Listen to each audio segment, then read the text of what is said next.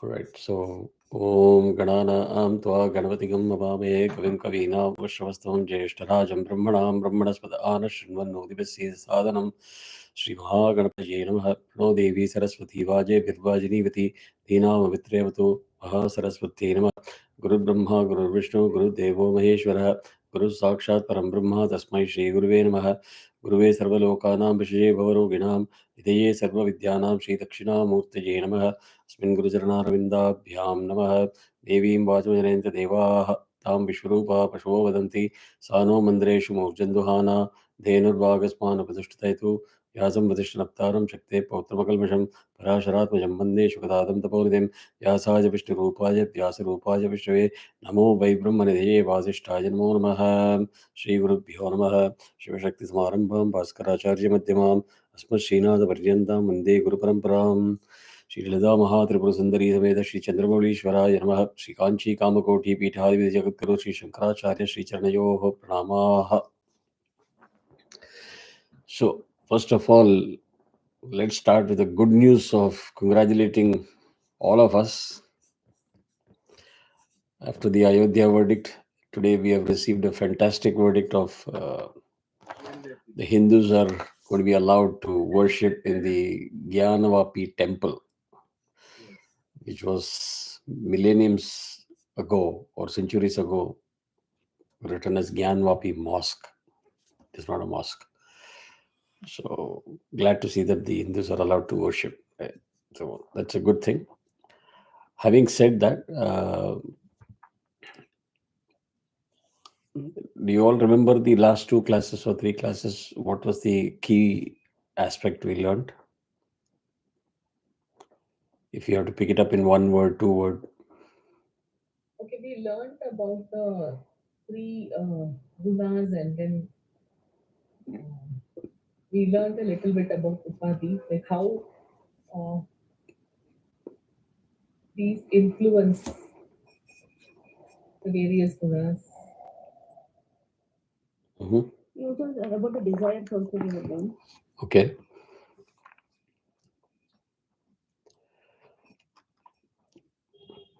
So I'll give you one tip. A lot of explanation that I'm giving, I'm actually transgressing into Vedanta. Right? It's the interpretation of our system by different schools. So I have picked up one line. So if you literally get into the depth of Vedanta, means it will go into multiple directions. The same stuff being interpreted and looked at from multiple directions. And if you want to keep track of what you're learning and be able to sort of apply it to your real life as close as possible, try to pick the keywords from the full bit of overwhelming piece of information that you get. And if you keep the keywords intact, it'll be easy to recall some of the things and build around it. Okay. So, gunas, keyword. Upadhi is another keyword. Most important keyword that we were hammering was truth. Yeah, we learned about Satyameva Jayate. So, that truth explanation that I gave, it should be easy for you to apply it in your day-to-day life. Right? In simple language, when I do counseling, I tell people, I write actually a number 6 here in my hand, and then I show. And I ask people, what number is this? Or 9. I'll say, no, it's 6. They'll say, no, it is 9. And I said, so do you understand that there could be situations in life where both of us can be right? So that's a very simple way of explaining it. Here in this context, when you're trying to understand the scriptures, the Upanishads, you're trying to do reverse engineering of the cosmos, right? It's so vast and so unimaginable. It's not easy to describe, like, oh, describe a human being. Oh, we have got 2 eyes and a nose, pair of ears. No, you can't describe like that. So when you're describing the indescribable and you're trying to understand the indescribable, you are going to get lost. So just as you take some kind of a prop when you're blindfolded or when you're walking in darkness, right? How do you walk in darkness? Have you ever tried all that? Never? Okay, so then you should know one side of me. This is a very important habit that will help you explore these areas easily. I make it a habit to walk in the darkness when I wake up in the morning. Yeah, it starts with a very materialistic outlook. I don't want to wake up my wife because even if I make a little bit of noise, it's okay. But the moment I switch on the light, she loses her sleep. It started from there. Then I said, okay, how about just getting used to it? So I can walk in the night in the darkness, without the light, comfortably, without fear. And it helps you gain some good understanding and perspective. So if you're not used to it, typically you will put your hand like this and walk, right? So you always need a proper reference point, a benchmark when you're navigating this vast darkness. Same way, if you're learning these aspects, try to pick those keywords as your prop and try to connect them like a string of pearls and say, okay, now I can understand how that mala looks like. Right? Most of you would be used to the good old days of making garlands, right? We never used to go outside and buy. We used to have flowers in our yard and you go and pluck it and then you start doing it. I have done it. My mom has done it. So it will be amazing. And there are few ladies in our group, satsang here. You just have to tell them, I need a good decorative garland made for this event. They will produce a beautiful symmetric garland. The reason is their vision is clear. They see the final vision in their head. So for them, it is very easy to add those pieces of flowers and make a garland with that symmetry and ratio proportion that you desire. So these are important qualities. As much as we are in the rush to do the day-to-day life, take a step back and don't lose any of these qualities and build it. So reason I'm saying is today I'm going to go a little deeper. So you might feel very overwhelmed or lost if you don't use this tip that I'm giving you. So let's first address one more mantra, number 7. So we are in the third Mundaka, first Khanda, mantra number 7. Brihaccha tad divyam achintya roopam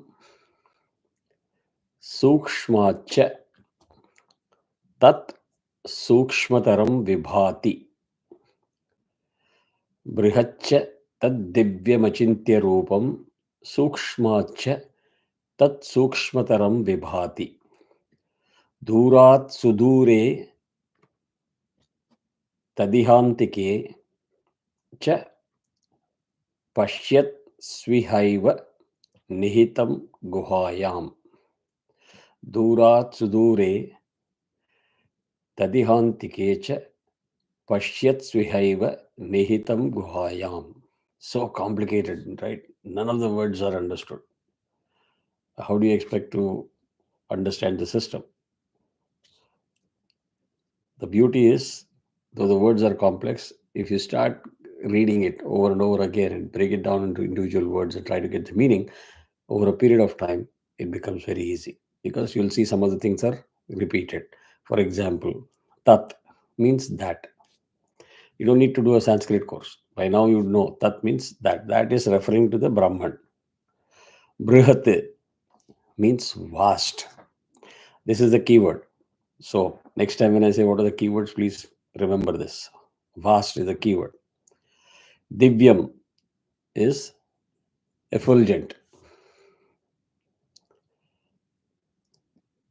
Achintya Rupam is a new word, but very easy. Rupam is form. So Achintya, unthinkable form. Cha is and, Tat is that. Sukshmat, than the subtlest. Sukshma means subtle. Sukshmat means than the subtlest. Sukshmataram is subtler. Subtler. So consider it like this: subtle, subtler, subtlest. 3 grades. Vibhati means shines. Tat means that. Durat. Duram means far, right? Durat means than the farthest distance that you can think of. Sudure is distant. Sudure is distant. Iha means here in this body.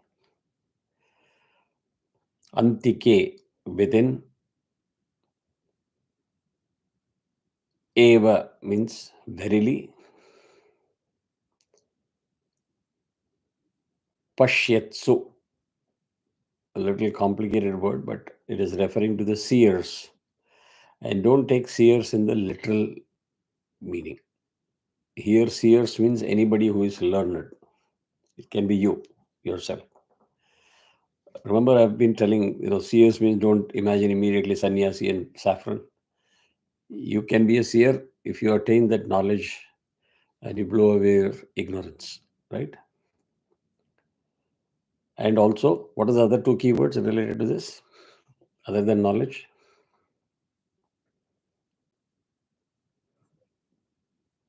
Wise.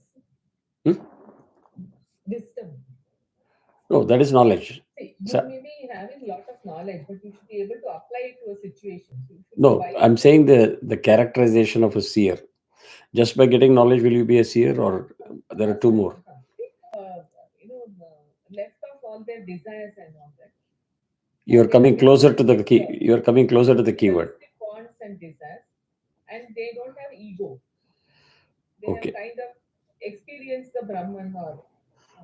No, you have to realize the Brahman. You cannot experience. Okay, yeah. Brahman. So here, let me help you. You have been very close to the word that I was looking for. Knowledge, abstinence, the tapasya, and consistency, the discipline. Remember, I told you can't treat it like I got the gym membership. I was there for a month, and suddenly I don't go. Then suddenly I go for 2 days. It can't be like that. You need to have that consistency and the discipline. So those are the keywords that you need to remember. If you package all 3 up, you are in line for being qualified as a seer. Gohayam is in the heart. Nihitam resides. So the summary is the vast, effulgent Atman. Right? We have said it is not describable, there's no form. It is so big that you don't know the size, where it starts and where it ends. And it is shining, effulgent. Sanjay is having problem with the internet. He's having serious problems with the internet. Yeah. So the Atman is of unconceivable nature. You can't conceive it in your mind. All you have to say is it is vast, it is shining, it is effulgent, etc. In terms of other attributes, he is subtler than the subtlest. If you imagine something is subtle, he is subtler than the subtlest. Okay? Farther than the farthest. अरे यार ये तो बहुत confusing लग रहा है. तो how do you anchor yourself so that you are not lost, right? You need props. So if you don't understand farther than the farthest, imagine that cosmos. Look at the sky. Can you even imagine the object that is the farthest from here? You have no idea. So you think that the 2 galaxies later is the farthest? There is something beyond that. So farther than the farthest. He is even here within the body. Iha. Here within the body. So now if it is again shaking you off, अरे अभी अभी कुमार ने बोला farthest सोचो, suddenly बोलता है यहाँ सोचो, ये क्या चल क्या रहा है? Anchoring word, you are describing the microcosm and the macrocosm. You're talking of gunas in your body, you're talking of gunas in the cosmos. Correct? So all the time we are talking of micro and macro. That's it. Jivatma, Paramatma. So, Padmaja, everything is tying in. Everything is tying in. Okay. So these are the keywords that I'm saying that is required for you to hold the concepts together. He is realized, not experienced, he is realized as residing within the very heart of the seers. Why it is being called as seers? You can't take such interpretations in the literal sense. Oh, that means he is not residing in our body? No, the key word there is realization. You are only saying that there is a Jivatma, Atman, Brahman residing within me, but once the class is over, you don't believe in it. You're back to your materialistic world. Whereas a seer, which means a person has gone down that path, is crossing the lower level of knowledge and entering the higher level of knowledge, will start realizing the Atman. That is what it means. Am I clear? So that there's no literal meaning or interpretation taken and confusing. Sanjay, are you able to follow? Because you've been losing your internet back. I've just now switched over to my mobile. Fine.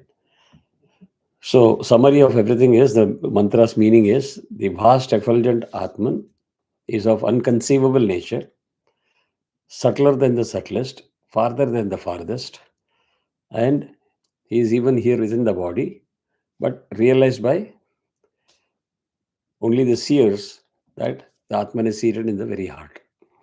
All right. So, slight explanation of vastness. Atman is the cause of all existing objects. Right? If you understand the cause and effect explanation that we had in the couple of mantras, everything is a effect of some other cause except Atman. That is the prime. That is the start. For Atman, there is no Atman is not an effect of something else. Atman is the source. Okay. So it's vaster than all the vast entities like sky, for example. You look at the sky. Do you understand that you don't look at a sky as a rectangle of a certain square area? Correct? You just look at it and you say, how vast is the sky? Now, let me give you a very layman view of the explanation. And these are a sort of unorthodox way of explaining things, which makes it easy for you to understand. So it's like triggering the light bulb in your head. You imagine that there is a cavity in your brain or in your memory, right? I told you, right? All the indriyas, you take impressions and that is stored in the chitta, the memory. So imagine the chitta is like your pen drive or a hard disk. All these indriyas are creating impressions. So you look at the eye, you're using the eye to see the sky and say, oh, it's vast. You never imagine to be a boundary or a border for that. You imagine it is extending way beyond what you can see. Correct? And that image or the impression of that vast sky is getting stored in that small chitta, in the cavity in your memory. Make sense? So far, it's easy to understand? Okay. So, within the akasha of chit, it's called chitakasha, is contained the akasha of the mind. And within the akasha of the mind, which is the mahakasha, exists the space or in the memory in which every object is perceived and conceived. You have a perception or an imagination of an object, and it leads to conceptualization of the object itself. Correct? So, the supreme vastness is in the Chitakasha. Chidakasha. Chit Akasha is called Chidakasha. So when somebody gives you an explanation that this small chit can store the image of the sky, it is a fact that it is easy for you to understand. Correct? And that's the closest you can get to understand the abstract explanation. Is it helping? Yes, no? Yeah. Don't be so Yes. tense, just relax. It's easy for us to. Yeah. Can I say, like when you say that chitta is in like a cavity, but it's not actually enclosed in a space, isn't it? It's in memory. Is it in the brain or general? As I said, if you imagine everything with a physical layer, then it is difficult. Go to the subtle layer. Yeah. Okay. Ah. Yeah. So, like when I was imagining cavity, it was limiting, but it's no, that's why I said unorthodox. If I say that it's easy to, everything we understand easy with the five senses, right? So if I tell you pen drive, it's easy for you to say what is a pen drive. If I tell you a hard disk, you are able to imagine a hard disk. So that was just given as a symbolic explanation. But understand the flow. Conceptually, it is important to understand that if I say, please imagine the vastness of space, you can. You don't have to argue. If I don't know how big it is, how can I imagine? No, you can. That is the ability of the mind to say, oh, what I see is so much, but there is so much more beyond what I see. You have that ability. Make sense? So the impression of that particular vastness is not limited to the memory space. Is the bottom line. And you'll slowly see how it gets connected to the gunas, the projection concept. That the power of the mind is that projection that you get, right? That is what helps you in being able to perceive and conceive the whole vastness of the object that is being talked about. Okay. He is subtler than the subtlest. The subtlest matter that is known to us is the Prakriti, which is the primordial substance of this material universe. Right? So even Prakriti had her origin in the Atman in the form of Maya Shakti. So please hold the keyword Maya Shakti. We will come back to it as we go through the explanation somewhere, and it has to tie in at the right place. So the subtleness of the Atman is inconceivable, farther than the farthest. Atman being all pervasive. Even the farthest objects like stars and planets of the firmament, even the existence of a Brahmaloka. You've never seen Brahmaloka. But when you read the scriptures, when you hear the bhashyams of many people, you are visualizing in your mind the 14 lokas, right? And if somebody says the lowest is this patal, then this, and you are in the seventh layer, then there is Brahmaloka. You are able to visualize that. At least in our generation, we are far more in a better position thanks to Yashraj and Ramanand Sagar, right? They have projected everything in the visual format in television. So Brahmaloka, you can see the white cloud is Brahma sitting with so many hands. Very easy for us to understand. So jokes apart, the fact is we are able to visualize things that you have not seen. And you need to start focusing on that and start recognizing that. Okay. So the space is vast. Atman is even vaster than what you can imagine. There are objects that are farther than what you can imagine or what you can perceive. Right? So, symbolically, if you get into the Vedantic interpretations, there is also hidden meanings that it conveys. So, when you talk of Atman, which is the very soul of your system, it is also trying to say that you are so farther away from the truth, farther than the farthest, right? So, until you gain knowledge, you will not know how far away you are from truth. So while it is physically trying to transport you to make you understand the vastness of the cosmos, symbolically it is also trying to tell you in saying how far away you are from the truth is also not known to you, not conceived until you cross the bridge. Make sense? Okay. So don't stress yourself as we go into the deeper meaning of all the gunas and other things, it will be very easy for you to understand and connect the dots. So if you don't have any questions, I will like to continue the Upadhi part and try to take it forward because we have half an hour left. As I said,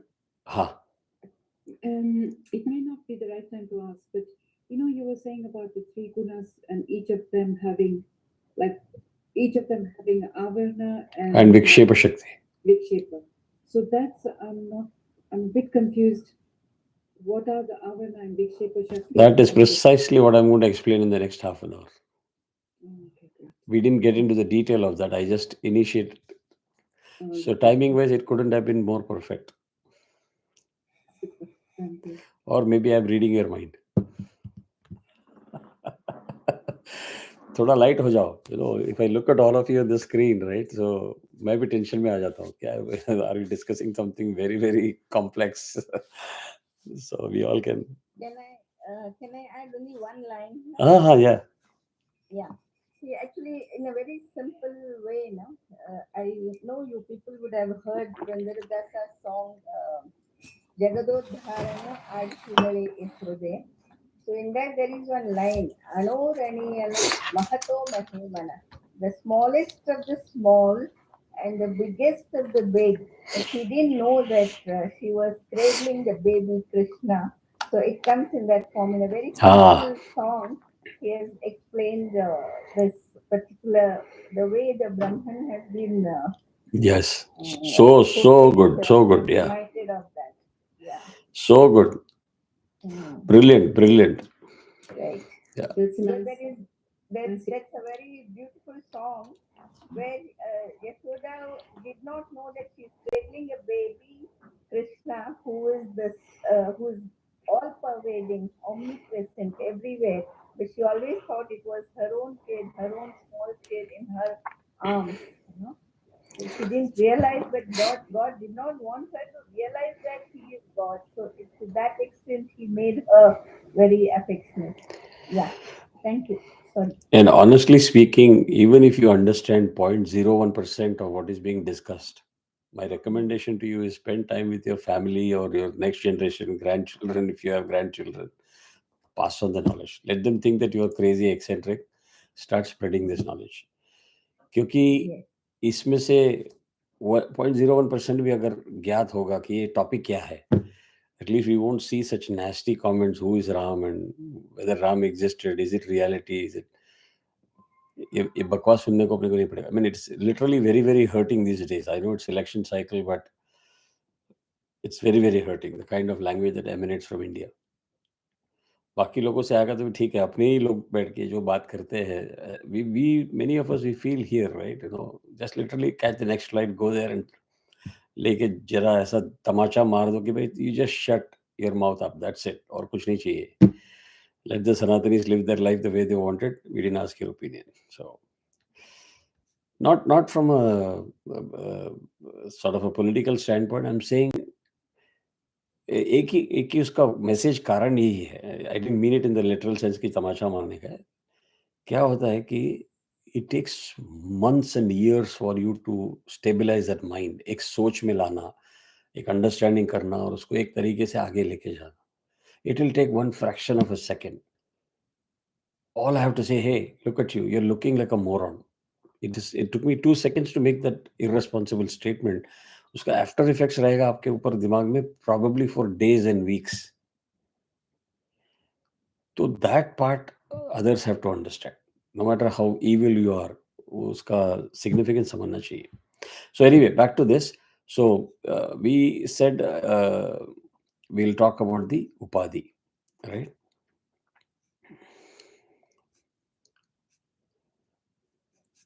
So what are the three gunas and the keywords for each guna?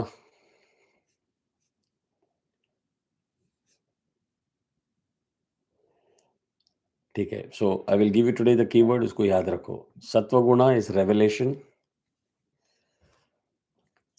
Rajo guna is projection. Tamo guna is concealment. Any of the guna is bad? No. They are all important. They have to be in balance. Super. See, as simple as it can get. लंबा चौड़ा बात को summarize करके you remember the keywords. That's all that is required, right? So the character of each guna can have a positive or negative influence within the context of a circumstance or endeavor, effort. Either of the gunas can have a positive or negative influence, right? So the initial effect that Maya exerts on the Brahman is to cause it to black out. So Maya does the conditioning effect on the Brahman. So Avyakta is another keyword that you need to remember, which is unmanifest. And that Avyakta is nothing but the macrocosmic causal body.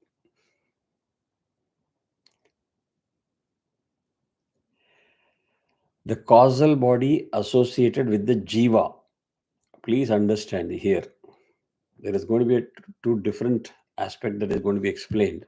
So if you don't pay attention to those two tracks, you're going to get confused. So hold the keywords Maya, Jiva, two different tracks.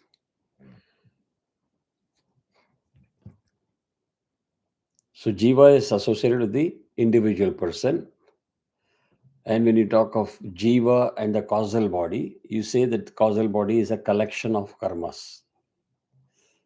So the whole karma system is on the causal body associated with the Jiva.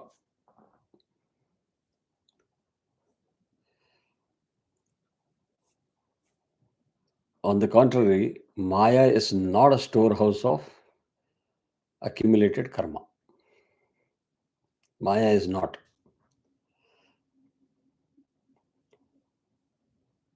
So since there is no causal body, there is no question of experiencing anything. Highlight the keyword experience. Anytime you talk of experience, Indriyas should pop up in your head. Right? Is it helping the way I'm trying to explain it? So ये करते जाओगे तो आपको पूरा dots connect हो जाएगा. Yes. Sorry, so you said Avyakta is unmanifest macrocosmic Causal body. Yeah. Hold करिए उसको एक्सप्लेन कर रहा हूँ. हाँ. So while you're taking notes, you don't have to be writing down everything because you can replay the YouTube and figure it out. But थोड़ा ध्यान दे दो थोड़ा. Even if you get a very high level picture of it, it is good enough. So here we are saying the unmanifest state or the Avyakta has got three fundamental constituent gunas. The Avyakta, unmanifest itself. And this is the context in which I said each of the gunas have got two basic powers, which is the Avarna Shakti and the Vikshepa Shakti. Avarna Shakti is power of concealment. Concealment is associated with what? Tamoguna. अभी 1-2 minute पहले मैंने बताया था. Correct? So Vikshepa Shakti is power of projection, which is associated with the Rajoguna. Correct? You see how it's all revolving around the same concept.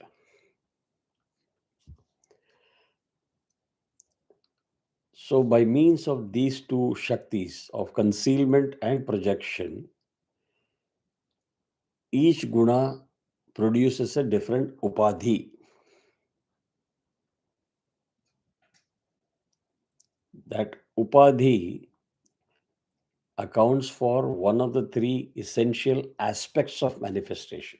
So we are talking of unmanifest avyakta. The unmanifest has got two powers, one of concealment and one for projection. Right? This produces a different upadhi that accounts for one of the three essential aspects of manifestation. जो manifestation आ जाता है उसका तीन aspect जो है उसका एक aspect को explain करता है. Each one, like the permutation combination, this and this will result in this, this and this will result in this. ऐसा visualize करो आप, right? उपाधि का मतलब क्या है? It's a limiting adjunct or a conditioning agent that seems to lend its qualities to the object upon which it is having a conditional influence. इस statement पे हम लोग लास्ट क्लास में रुके थे. अब ये समझना मुश्किल है क्या? Is any one of you able to understand and interpret this sentence? If not, I'll give a very simple example. Shall I go ahead? Okay. आपको क्रिस्टल बोलेगा तो ध्यान में क्या आता है? If I say there is a crystal in my hand, what will you visualize? Clear, transparent. Beautiful. Correct? Pure, clear, transparent object. अब मैं ऐसा क्रिस्टल होल्ड करूंगा तो आप उसके जरिए थ्रू पीछे क्या है दिखेगा आपको. That is why you said it is clear. Correct?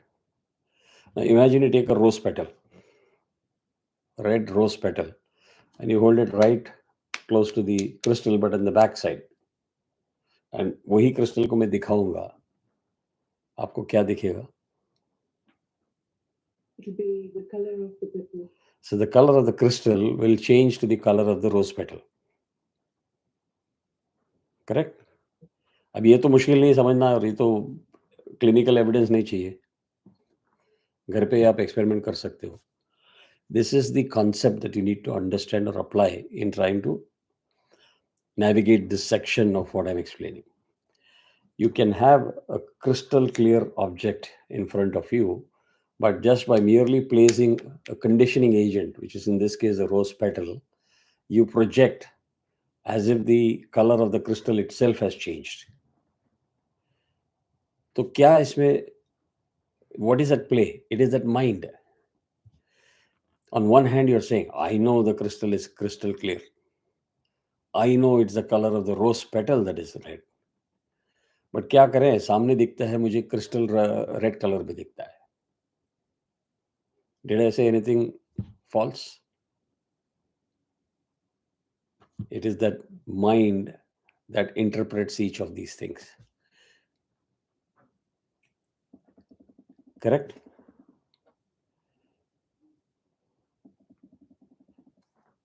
Correct? Yeah. You know rose petal red hai, you know crystal is clear, but you also want to admit the fact that the crystal is seen as red. So this mind is capable of all three.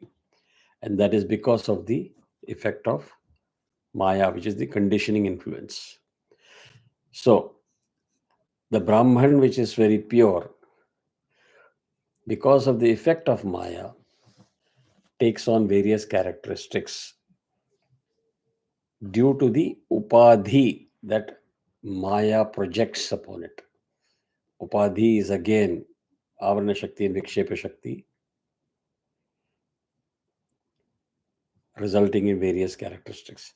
So in the macrocosmic manifestation, there are three fundamental upadhis, results produced by the conditioning influence of the Maya. Maya is conditioning what?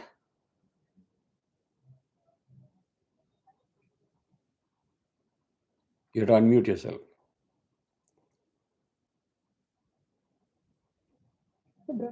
Perfect. इसीलिए तो बोलता हूँ हंसो, cheer up हो जाओ, ज़्यादा tension मत लो. Very easy. And see how I'm revising it like a geek, right? You just keep saying it over and over again. So you start connecting it. Otherwise, if you just walk down the path, then you will be in the effect of Maya itself. आप घूम जाओगे. Right? As you take 2 steps forward, hold on. Remind yourself, keep repeating it. All of a sudden, you will realize that it'll come to clarity. Okay? So, the three upadhis, or the vast array of gross bodies and subtle bodies, which is what the universe is comprised of. I use the term cosmos more than the universe, but it's one and the same.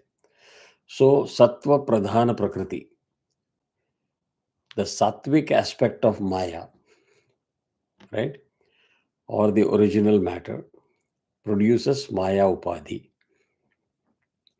Sattvic Pradhana Prakriti produces Maya Upadhi. Maya Upadhi refers more specifically to Ishvara or God, the creator. So go back to the definition of Ishvara, Maya, Hiranyagarbha. It'll all tie in. So the traditional explanation that you will see, there are some people who challenge these explanations, but this, you pick one and walk. That is good enough. आपको सब बहुत analysis करने का जरूरत नहीं है. So the traditional analysis is Ishvara is untainted by the Avarna Shakti, and it is just the Vikshepa Shakti, the power of projection or projecting power, that accounts for Ishvara's omniscience and omnipotence. So the Avarna Shakti is not tainted, it remains untainted. But the Vikshepa Shakti makes you realize Ishvara's omniscience and omnipotence.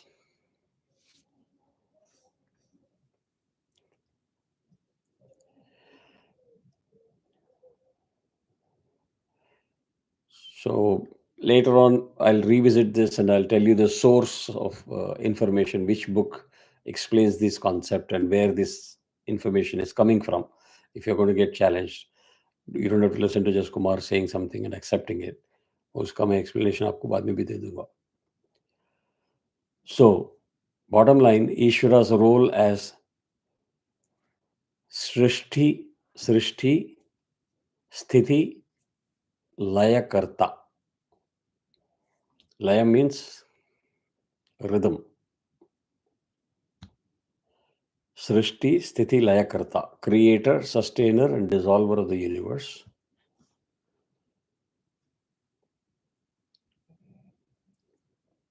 Is explained here.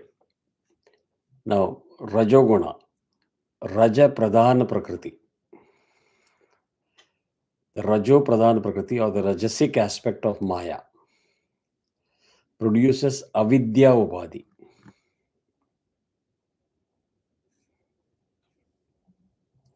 So we first understood Maya Upadhi. Now we are talking of Avidya Upadhi.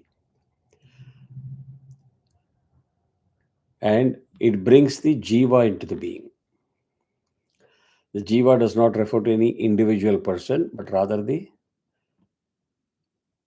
concept of the apparent person.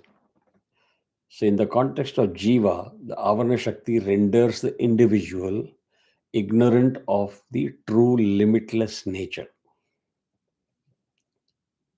I'll repeat again. In regard to the Jiva, the Avarna Shakti renders the individual ignorant of its true limitless nature. आपको अगर कोई बोलेगा कि आप में limitless capacity है, limitless ही है, क्या बकवास कर रहा है यार, right? So that restraint of the blinding nature comes in because of the Avarna Shakti. Sorry, I missed the Rajasic aspect of Maya does what? Produces the Avidya Upadhi. Maya has got the conditioning influence, correct? On the Brahman. आपके पास Brahman है. Brahman is limitless, characterless, untainted, सब बोल रहे हैं. लेकिन आप उसको मानने को तैयार नहीं है. You are seeing yourself as 2 hands, 2 legs, 2 body and 1 year, 2 years and so on and so forth. वो किसकी वजह से हो रहा है? इसका explanation बता रहा हूँ. It is because of the avidya upadhi, जो आपको ignorance जो है, वो ignorance पे आपको लाके खड़ा करता है due to the avarna shakti. So under the spell of avidya or ajnana, avidya means lack of knowledge, ajnana means avidya means lack of information, ajnana means lack of knowledge or ignorance. The jiva suffers from adhyasa, superimposition, where you start believing that you are a limited individual. बहुत ही simple है, complicated घुमा फिरा के लगता है, but बहुत ही simple है. जैसा वो रोज पेटल और क्रिस्टल है, आपको पता है क्रिस्टल प्योर है लेकिन रोज का कलर है. यहाँ पे आपको पता है कि आपके अंदर आत्मन है, which is pure, unattended, etcetera etcetera, But this effect of this ignorance, the effect of ignorance is what is causing for you to believe and for you to live beyond that you can't imagine beyond the physical body. ठीक है ना? So this superimposition is also called adhyaropa. Adhyaropa is the keyword. So the Vikshepa Shakti causes the Jiva to superimpose the notion of individuality onto itself, and thereby tells you that I am small, I am of 5 feet 4 inches height, etc., etc. All the thing that comes with the package is different from that Paramatma. So it introduces the concept of duality. Right? And then you're caught into the trap of duality. नहीं, मैं अलग हूँ, भगवान उधर है, मैं भगवान को worship करता हूँ. It is going to be very difficult for you to break that barrier or transcend that barrier of Maya to realize that Jivatma and Paramatma is ultimately the same. Make sense? Okay. Now let us go to the Tamo Pradhana Prakriti. We understood Sattva Pradhana Prakriti, we then understood Rajo Pradhana Prakriti. Now let us go to the Tamo Pradhana Prakriti, which is the tamasic aspect of Maya, produces the Mahabhutani, 5 great elements. Mahabhutani is 5 great elements. And when you are talking of 5 great elements, always don't rush to the physical elements. But they are the subtle elements. The subtle elements undergo a process of grossification. So there is a subtle layer. That subtle layer undergoes a process of grossification, and it is called as Panchikarana. Through that process, it becomes the physical constituents or elements of the manifest universe. So from the unmanifest, you go to the manifest universe. And the Avarana Shakti, your descriptive power, accounts for the potential density of the elements themselves. Vikshepa Shakti accounts for the availability as the fundamental substance for manifestation.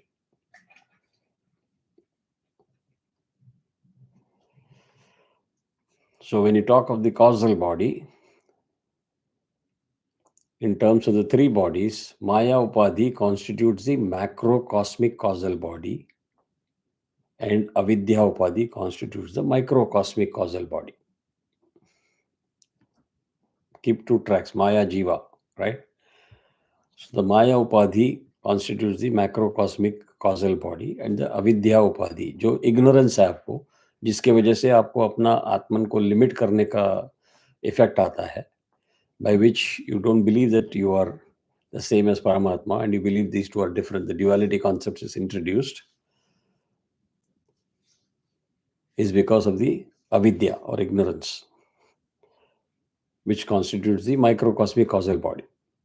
So when you're talking of subtle and gross bodies, they are further divided by the effect of the gunas.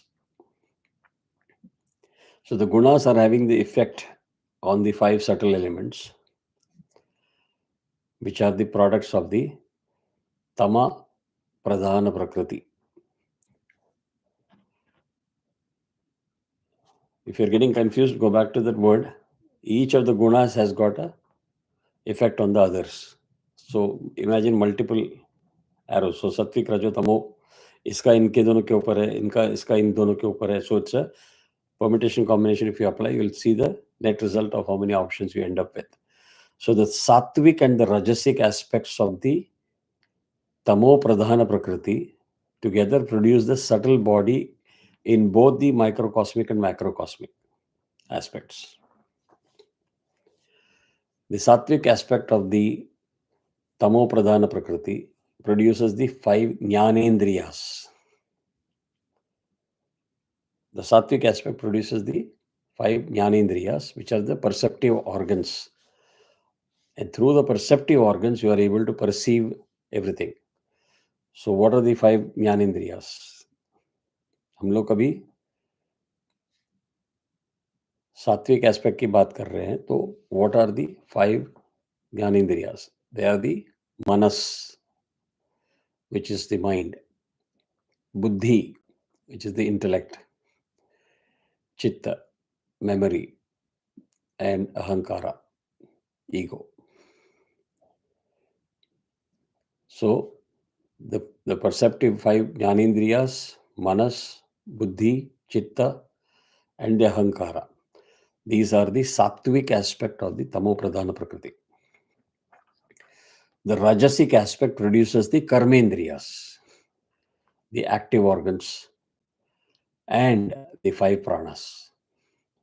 So if you draw a line, the sattvic aspect produces the 5 jnanendriyas, manas, buddhi, chitta, and ahankara. That is the sattvic aspect. The rajasic aspect produces the karmendriya and 5 pranas. Now let us understand the tamasic aspect. It produces the gross elements and thus accounts for both the body and the apparent individual, the entire array of physical forms. जो भी हम physical shape forms सब हम देखते हैं, that is because of the tamasic aspect. Do you remember what is tamasic aspect in the original this thing?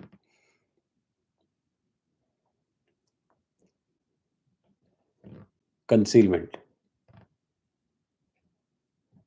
See, this is what you need to do. Just go back and connect to that word and keep repeating it, reminding yourself.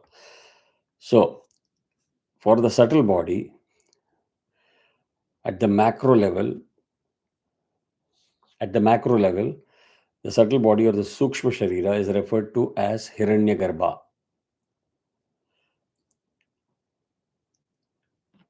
In some places, it is getting confused with Ishvara, but don't get confused. When Maya Upadhi is strictly conceived as Avyakta and devoid of all attributes. At the micro level, the Sukshma Sharira is referred to as Taijasa. You have heard that word in many shlokas and mantras also. Taijasa, or the shining one, because it illuminates all the thought waves arising in the mind. अभी संजय को थोड़ा टायरसम लग रहा है एकदम, अरे तो बहुत ही अंदर डीप में पहुंच गया. And it's understandable.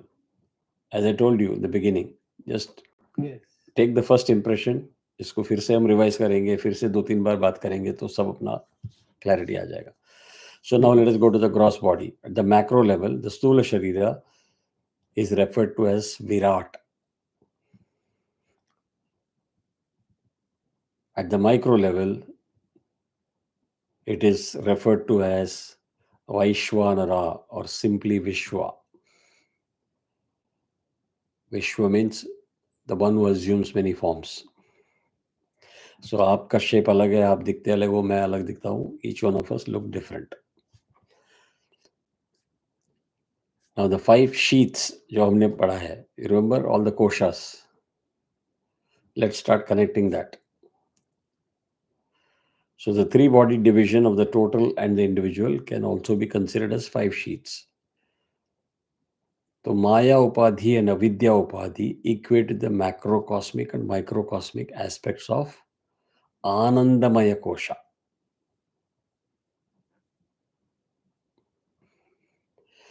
Maya is macrocosmic, Avidya is microcosmic of the Anandamaya Kosha.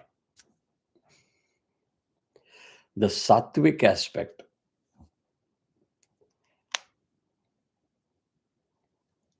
consisting of the perceptive organs, the intellect and the ego equates with the Vijnanamaya Kosha. So imagine you're taking all the words that you learned and putting into the deck, connecting it with each layer. That is easy to imagine. The sattvic aspect of the tamo pradhana prakriti, consisting of the perspective organs, the mind and the memory, equates with manomaya kosha.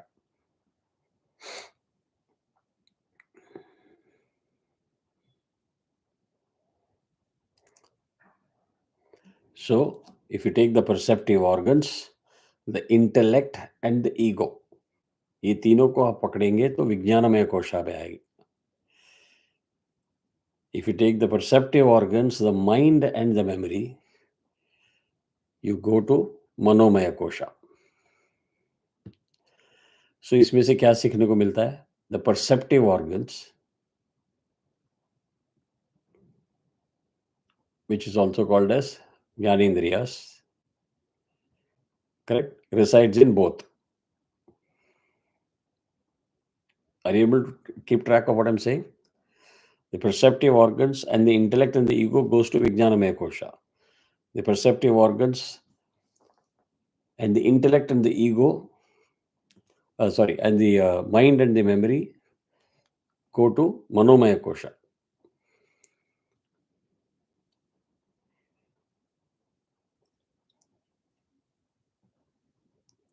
Now come to the Rajasic aspect. You're saying that the Jnanendriyas are in the Vijnanamaya Kosha and Manomaya Kosha. Yeah, the perceptive organs exist in both the koshas. Yeah. Yeah. Okay. So the Rajasic aspect of the Tamo Pradhan Prakriti consists of the active organs or the Karmendriyas and the physiological systems that equates with Pranamaya Kosha.